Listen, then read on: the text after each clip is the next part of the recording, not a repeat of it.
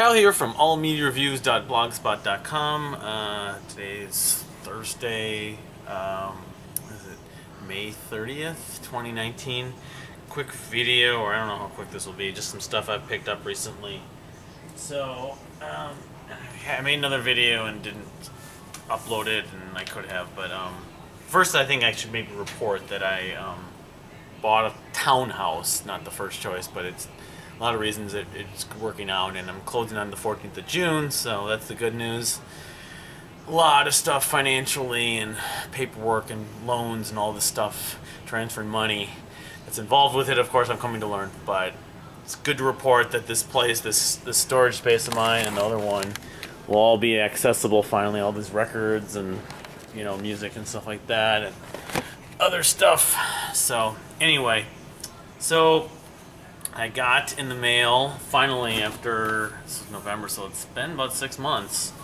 Ours New Age Heroine 2. It's a double vinyl, not a gatefold or anything, but you know, thick pressing.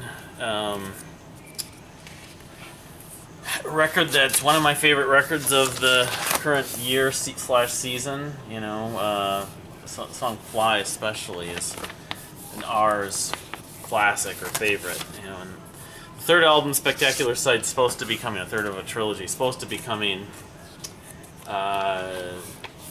probably within the next year or less. It could be the next few months. And then there's some other stuff also pipeline for ours and Jimmy Necco fans. But it was great to finally get the physical copy, you know.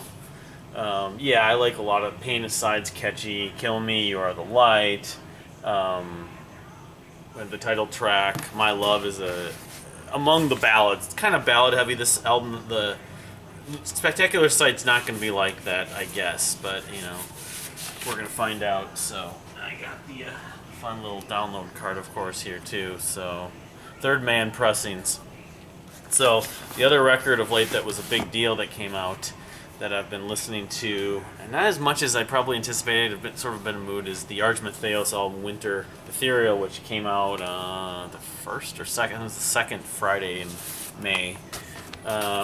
This is one of the different pressings. It's like a marble, like a gray marble kind of thing. So, yeah, it's still like among, if not the best record I've heard this year. If I had my money, I probably would still put it above ours, and Foals possibly, but it's splitting hairs. There's your other sort of grayish marble.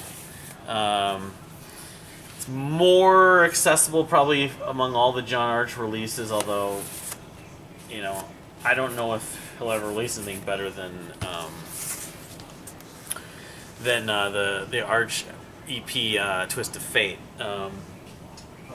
As you can see, I also, and I've shown, see, I have the CD, also I got the CD. I'm a fanboy of John Arch and Jim Matheos especially, anything Fates Warning related for the most part.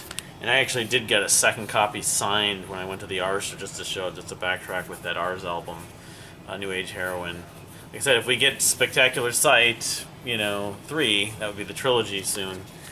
Kind of make up for a little lost time, because he writes a lot of music, Jimmy. But anyway, yeah, thumbs up on Wintere Ethereal. It's more melodic, more accessible, but still technical and heavy. Probably the heaviest thing Jim Matheos has done in a while. So the other, even heavier than the last Fates Warning album in a lot of ways. One other piece of music I've been sort of, well, I mentioned two pieces, but one, the last few weeks I revisited, I mentioned this on the blog and wrote a thing about the quote-unquote indie-tronica or college rock-tronica or electronic rock for the 21st century. This Cale Parks EP, which came out in 2009, Cale Parks from the band Aloha. If I can show it, it can come on camera. If I can isolate right above my finger right there, the name Brian Jacobs, who's, you know, from the band Apes and Androids, and he produced this EP. Also does a thing called Majesty, more like individual solo work, you know, with bedroom recordings. But this 2009, this is I'm attached to this the last month. Probably not listened to anything more.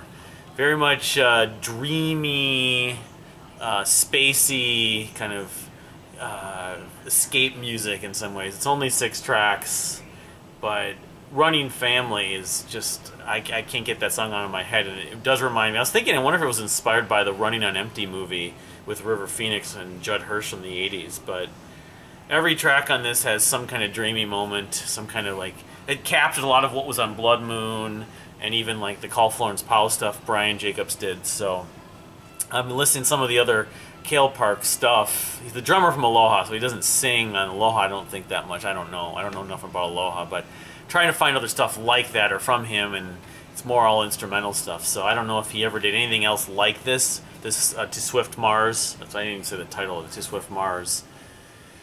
But if not, this is his greatest work that I've ever heard. So one other record of late, Courtney Swain of the band Bent Knee, Until the Next Bent Knee record comes out, which could have come out this year, has an album called something Blood and Ocean. It's on Bandcamp. It's pretty damn good. Not perfect, but there's about 5 or 6 tracks. Courtney Swain of the band Bent Knee, the singer, and I don't know how much other stuff she plays, but I think she had some of the Bent Knee people play on it, but it's music not for Bent Knee. It's not as sort of crazy as Bent Knee. There's one song that sounds almost like a Kanye West vocoder, auto-tune vocal style, but I think it was intentional. She uses it's a little more effective than something that Kanye West did, or it's a little like Imogen Heap's Hide and Seek.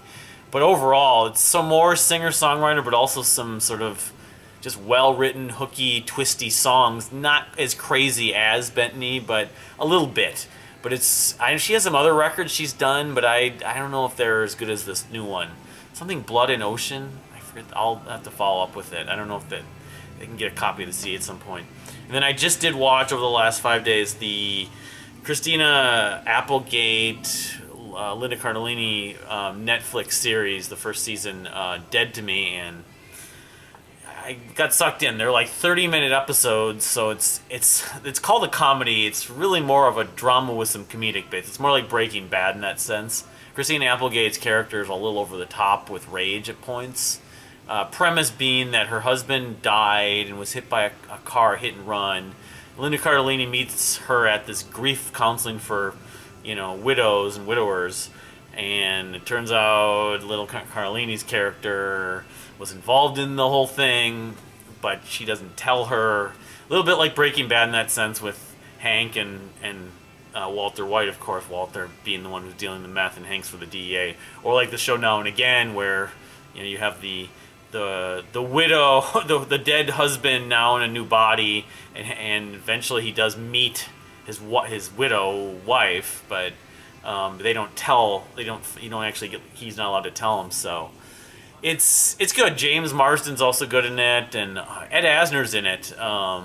Also, he's not in it enough for my money, but I like him in it. So yeah, I think there's going to be a season 2. Hopefully there'll be a season 2. Although I don't. The premise seems like it has a traditional story arc, and to have more to the story is questionable. But I don't know if it'll be as good. But I'm sucked in. I'm a fan now. It's written by the same woman who was the creator of Two Broke Girls, among other things. So, but it's darker. It's way darker than Two Broke Girls probably ever got.